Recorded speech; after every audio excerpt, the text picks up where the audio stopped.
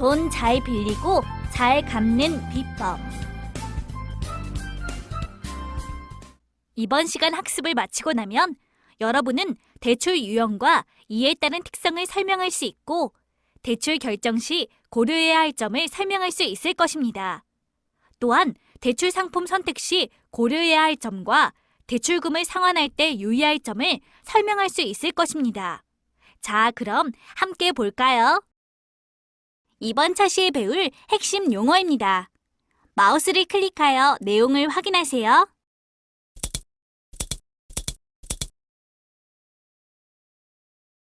안녕하십니까? 대한TV 권 기자입니다.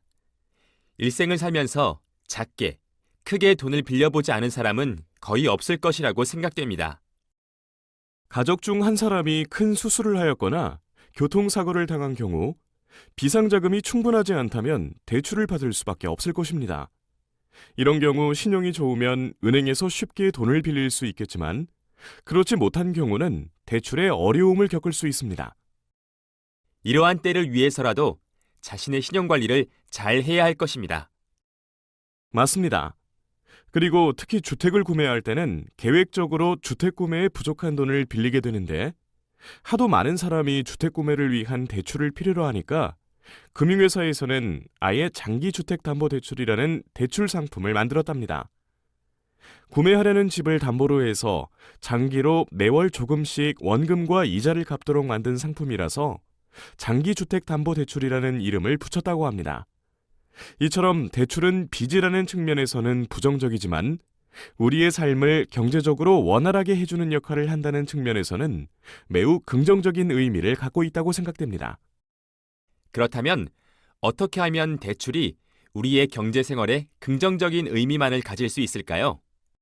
그 답은 바로 대출에 대한 모든 것을 잘 알고 이를 잘 활용하는 것에 있습니다.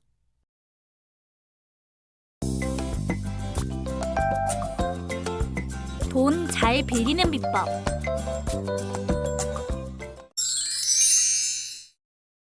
교수님, 일생을 살면서 돈을 빌려야 할 때를 종종 경험하게 되는 것 같아요.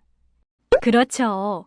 집을 살 때처럼 특정한 목적을 가지고 계획하여 돈을 빌리는 경우도 있지만 가족이 갑자기 아프거나 사고 등으로 갑작스럽게 돈을 빌려야 하는 경우가 있을 거예요.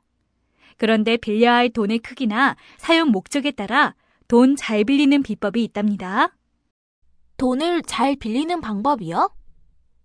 대출 방법은 크게 담보대출과 신용대출로 구분할 수 있어요. 이에 대해 구체적으로 살펴보죠. 담보대출이란 뭔가요?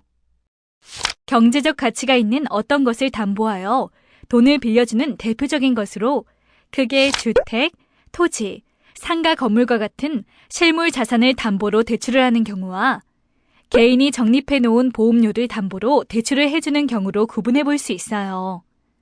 담보대출의 경우 대출 이자가 신용대출보다 낮죠. 왜요?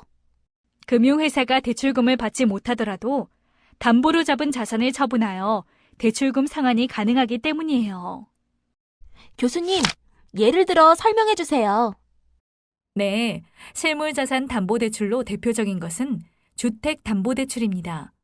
주택담보대출의 경우 일반적으로 주택가격의 40에서 70% 수준까지 대출을 해주는데요. 이를 LTV라고 하며 LTV 50%란 주택가격의 50%까지만 대출이 가능하다는 의미입니다. 집을 장만할 때는 대출 규모가 크기 때문에 대부분 구매할 집을 담보로 대출을 받죠. 대출을 받아서 집을 사면 대출 이자를 내야 하지만 집값이 대출 이자 내는 것보다 더 많이 오르는 상황이라면 대출을 받아서라도 얼른 집을 구매하는 것이 이익이겠죠? 이를 조금 어려운 말로 레버리지 효과라고 합니다. 다음은 약관 대출이에요. 약관 대출은 납입한 보험료의 누적 범위 내에서 대출을 받는 것으로 보험 해약 환급금의 70에서 80% 범위 내에서 수시로 대출을 받을 수 있는 제도로 보험료 담보대출이라고 해요. 신용대출은 갑자기 가족이 아파서 병원비가 부족하거나 전세자금이 부족할 때 등 비교적 적은 규모의 돈을 빌릴 때 유용해요. 그리고 신용대출은 순수하게 내 신용만으로 돈을 빌리는 것이죠. 아, 그럼 담보 없이 빌리는 돈은 모두 신용대출에 속하겠군요. 네, 그래서 신용이 높은 사람이 낮은 사람에 비해 더 많은 돈을 빌릴 수 있고 이자도 더 낮게 빌릴 수 있어요. 왜 그런 거죠? 신용이 낮은 사람에게 돈을 빌려주면 못 받을 가능성이 높기 때문에 높은 이자율이 적용돼요. 신용이 높은 사람은 잘 갚을 가능성이 높으므로 낮은 이자율이 적용되지요. 요즘은 금융회사마다 자사를 얼마나 많이 거래했는가, 신용거래 약속은 잘 지켰는가에 따라 고객을 분류하고 대출 이자에 차등을 두는데요. 자사에 대한 거래 실적이 높은 사람을 우대하는 것입니다. 대출할 경우를 대비하여 평소 금융 거래 시 유의할 점을 살펴보도록 하세요. 마이너스 대출은 일정 금액을 한도로 정해놓고 그 내에서 자유롭게 대출을 받고 갚을 수 있는 특성을 갖고 있어요. 마음대로요? 그거 참 편하겠는데요? 예를 들어 대출 한도를 1,000만 원으로 설정하였다면 1,000만 원 내에서는 필요할 때 자유롭게 대출금을 인출해서 쓸 수 있고 갚을 수 있을 때 자동 대출 통장에 입금하면 상환이 됩니다. 따라서 마이너스 대출은 대출을 받아서 예금 계좌에 입금해 놓고 자유롭게 사용하며 사용한 금액에 대해서만 이자를 내는 것과 같습니다. 고객은 언제든지 대출 한도인 1,000만 원까지 대출금을 사용할 수 있으므로 현재 대출금을 전혀 사용하고 있지 않아도 1,000만 원의 대출이 있는 것으로 여깁니다. 마이너스 대출은 비상시에 도움이 될 수 있으나 과소비의 위험이 있으므로 주의하여야 합니다. 할부 구매는 자동차나 가구, 가전제품 등 고가의 상품을 구매할 때 물품값을 나누어 지불하는 거래를 의미해요. 이는 신용카드사로부터 돈을 빌려 물건을 먼저 사고 할부로 신용카드사에 돈을 갚는 원리죠. 그리고 원금, 즉 물품값을 갚을 때는 이자와 동일한 개념인 할부 수수료가 붙습니다. 그런데 할부 수수료는 금융회사의 신용대출 이자보다 매우 높은 것 같아요. 따라서 할부로 물품을 구매하는 것보다 금융회사로부터 신용대출을 하여 물품을 구매하는 것이 바람직할 수 있어요. 이보다 더 바람직한 것은 일정 기간 계획을 세워서 돈을 모은 후 일시불로 물품을 구매하는 것입니다. 할부 거래 시 매월 지불하는 할부금을 계산해 보도록 하세요. 신용카드 단기 대출은 신용카드 회사에서 해당 카드사의 신용카드를 소지한 개인이 소액의 돈이 갑자기 필요할 경우 손쉽게 대출을 받을 수 있는 대출 상품이에요. 저도 TV에서 본 적이 있는데요. 현금 인출기에 신용카드를 넣고 현금 서비스 버튼과 필요 금액을 누르면 금세 돈이 주르륵. 그런데 조심해야 합니다. 현금 서비스 수수료가 굉장히 높다는 사실을요. 따라서 아주 다급한 상황이 아니면 절대로 이용해서는 안 되는 대출 서비스입니다. 대출은 그 성격에 따라 두 가지로 구분할 수 있어요.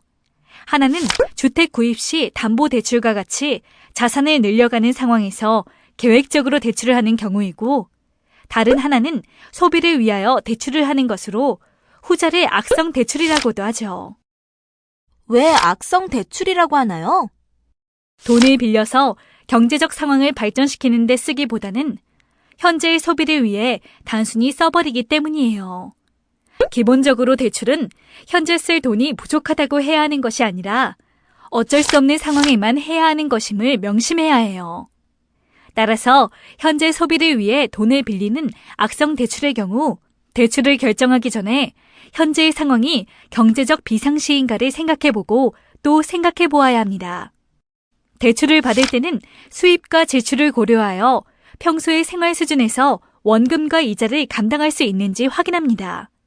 특히 대출금이 결혼 자금이나 의료비 또는 생활비를 충당하기 위한 것이라면 월 수입에서 원금과 이자를 상환할 수 있는 여지가 있어야 해요. 만일 그렇지 않다면요? 연체할 가능성이 높음을 의미하기 때문에 상환 능력 범위 이내로 대출금을 줄여야 합니다. 원금과 이자 상환의 가능성은 DTI를 고려해야 해요. DTI요? 처음 들었어요. DTI는 현재 소득에 대한 신용대출 상환액의 비율을 의미해요. DTI가 20%를 초과하면 객관적으로 연체할 가능성이 높은 것으로 평가하죠. 그리고 담보대출 상환액까지 포함하여 40%를 초과하면 연체할 가능성이 높은 것으로 평가합니다.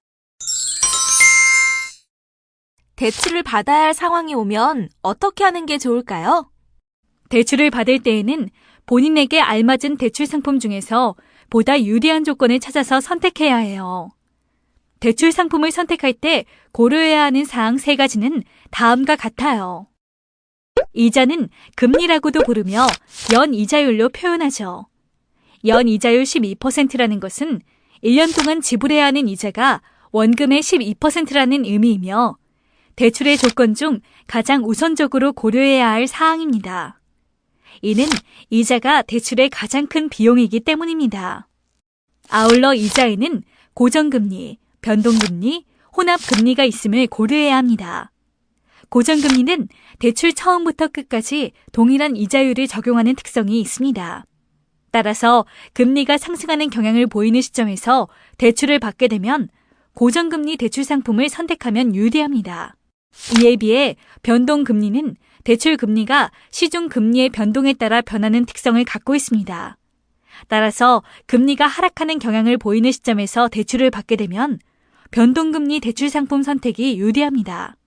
또한 혼합금리는 일반적으로 대출 후 2에서 3년까지는 고정금리로, 그 이유는 변동금리를 적용하는 경우를 의미합니다.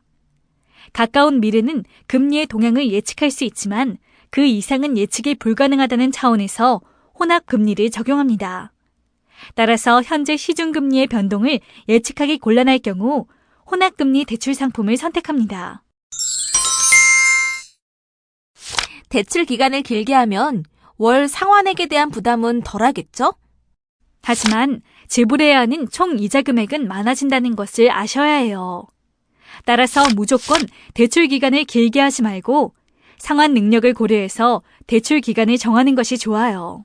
그럼 대출 기간을 결정할 때 중요하게 고려해야 할 게 있나요? 또 다른 요인은 중도 상환 수수료예요.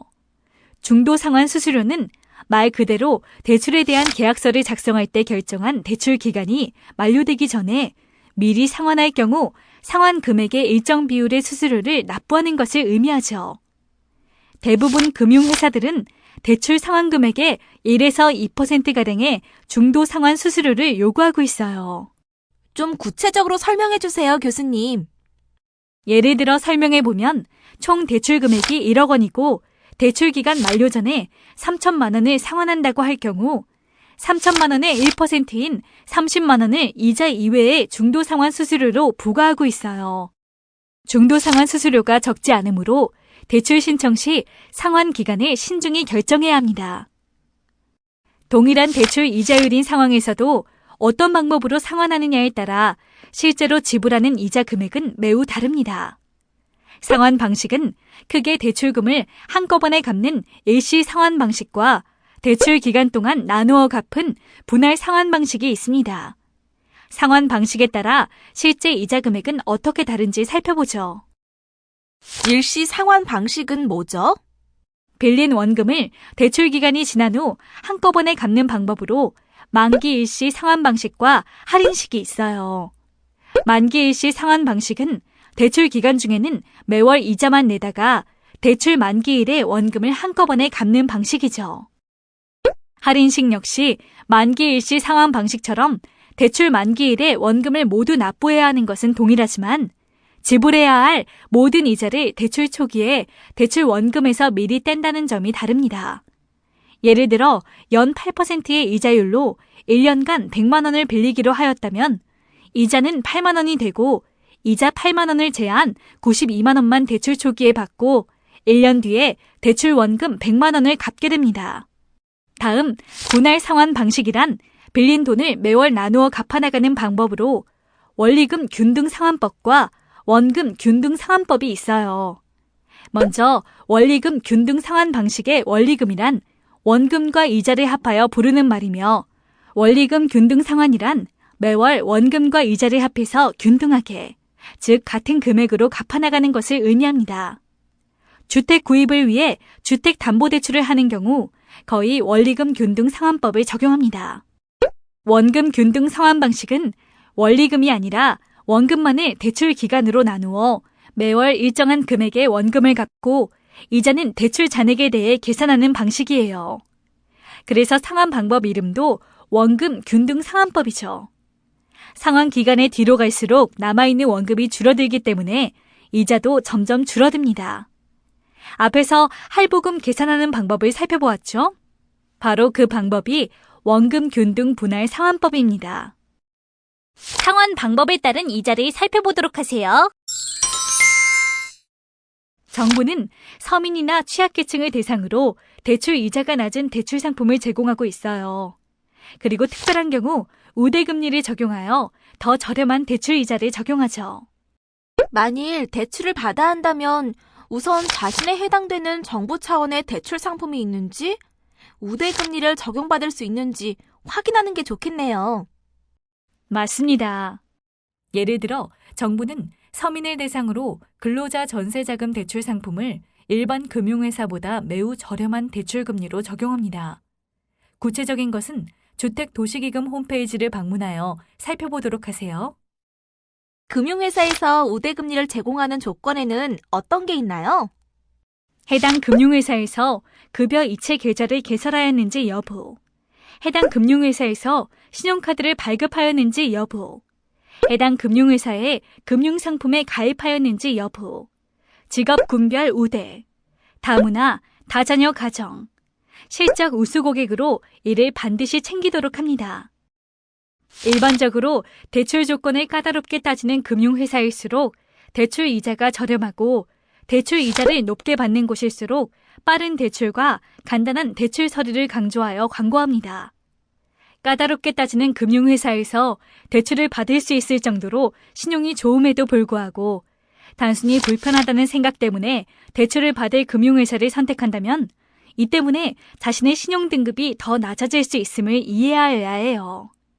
일반적으로 제1금융권, 제2금융권, 제3금융권 순으로 대출 이자율이 높은 반면 대출 조건은 간단하고 쉽게 대출이 이루어집니다.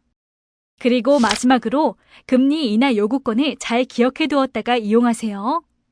금리 인하 요구권이요? 금리 인하 요구권이란 직장의 변동, 자산이나 소득의 증가, 다른 부채의 감소, 승진 등 신용 등급을 높이는데 긍정적인 영향을 주는 큰 변화가 있을 경우 대출 금리를 낮추어 달라고 요구할 수 있는 권리입니다. 이미 받은 대출금에 적용하고 있는 대출 이자를 낮출 수 있는 권리이며 반드시 내가 요구해야 적용이 됩니다. 돈 잘 갚는 비법.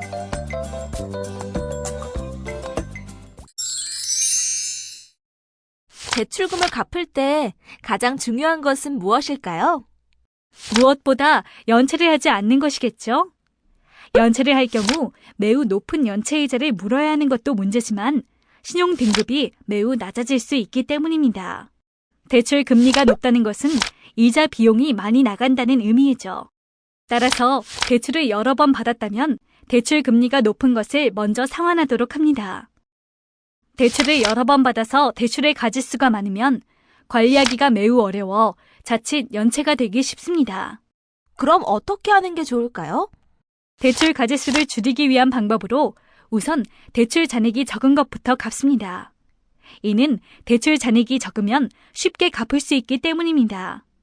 그리고 상환 기간이 적게 남은 것을 갚아버리면 역시 대출 가지수가 줄어들 수 있습니다. 일시 상환 방식은 상환 기간이 끝나는 시점에서 대출 원금을 일시에 갚아야 합니다. 이 경우 원금 상환 준비를 하지 못하면 또 다른 대출을 받아 상환해야 하는 상황이 발생할 수 있습니다. 따라서 만기 일시 상환 방식의 대출금인 경우 적금 형식으로 매월 조금씩 돈을 모아 상환 계획을 세워야 해요. 그리고 가능하다면 만기 일시 상환 방식을 원금과 이자를 함께 갚아나가는 원금 균등 분할 상환 방식으로 바꿀 수 있도록 노력해봅니다. 대출 이자가 시간이 지나면서 점차 낮아지는 경향을 보이면 새롭게 대출을 받아서 먼저 받았던 대출금을 상환하는 방법을 고려해보세요. 주의할 점은 없을까요? 이 경우 대출 만기가 되기 전에 돈을 갚으면 중도상환 수수료를 부담해야 한다는 것이며 중도상환 수수료를 부담하고서도 도움이 된다면 과감하게 새로운 대출로 갈아타도록 합니다. 전환대출 상품에 대한 종합적인 안내가 필요하다면 서민금융통합지원센터 국번 없이 1397을 이용하시기 바랍니다. 오늘 우리가 함께 학습한 주요 내용을 정리해 보도록 하겠습니다. 대출 유형은 크게 담보대출과 신용대출로 구분합니다. 담보대출은 주택 구매 시 구매할 주택을 담보로 하는 경우가 많으며 보험료 적립금을 담보로 돈을 빌리는 약관대출도 담보대출에 포함됩니다. 신용대출은 개인의 신용에 기초하여 대출 금액과 대출 이자율이 결정되는 특성이 있으며 비상시 필요한 돈을 빌릴 때 적합하고 담보대출에 비해 이자율이 높습니다. 대출을 할 것인가 여부를 결정할 때 고려해야 할 것은 악성 대출을 하지 말 것과 원금과 이자 상환의 가능성입니다. 대출 상품 선택 시 고려해야 할 세 가지는 이자율, 대출 기간, 상환 방식으로서 먼저 이자율의 경우 시중 금리 변동 상황을 고려하여 금리가 상승할 때는 고정금리를, 금리가 하락할 때는 변동금리를 선택합니다. 대출 기간의 경우 월 상환 능력과 중도 상환 수수료를 고려하여 결정합니다. 상환 방식의 경우 동일한 조건일 때 실제 이자를 가장 적게 내는 방식을 선택하되 원금 균등 분할 상환 방식이 가장 유리하며 원리금 균등 분할 상환 방식, 만기 일시 상환 방식, 할인식 순으로 유리합니다.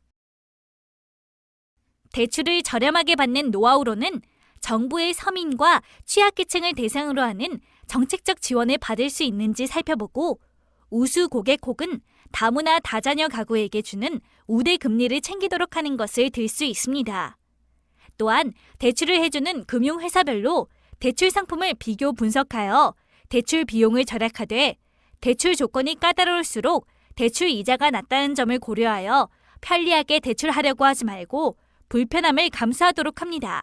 특히 신용대출의 경우 대출 기간 중 신용등급 상승의 변화가 있다고 판단되면 금융회사에 금리 인하를 요구합니다. 돈을 잘 갚는다는 것은 우선 연체를 하지 말아야 하는 것을 의미하는데요. 이러한 차원에서 대출금이 여러 개 있을 경우 연체의 위험이 높은 것부터 먼저 상환하고 대출 비용을 줄이기 위해 대출 금리가 높은 것부터 상환하되 고금리의 대출은 낮은 금리의 대출을 받아 갈아타기를 고려합니다. 또한 대출의 가지수가 많을 경우 대출 금액이 작은 것부터 상환 기간이 적게 남은 것부터 상환하여 가지수를 줄여 부채 관리를 쉽게 만들도록 합니다. 특히 일시 상환 방식의 대출금은 별도로 상환 만기 시에 갚을 대출 원금을 준비하되 가능하다면 만기 일시 상환 방식을 원금과 이자를 함께 갚아나가는 균등 분할 상환 방식으로 바꿀 수 있도록 합니다. 또한 한국자산관리공사에서 운영하는 서민금융 나들목 홈페이지나 대출금리 비교 사이트인 토탈뱅크, 뱅크몰, 뱅크아이, 론파인드 등을 방문하여 비교해 보도록 하세요. 이번 시간에는 돈 잘 빌리고 잘 갚는 비법에 대하여 학습하였습니다. 대출을 잘 이용하면 투자의 기회를 잡거나 위기를 잘 넘길 수 있습니다만 대출을 잘못 사용하면 화가 될 수 있습니다. 이번 시간에 돈을 잘 빌리고 잘 갚는 법에 대해 학습하였으니 대출을 받으실 때 잘 활용하시기 바랍니다.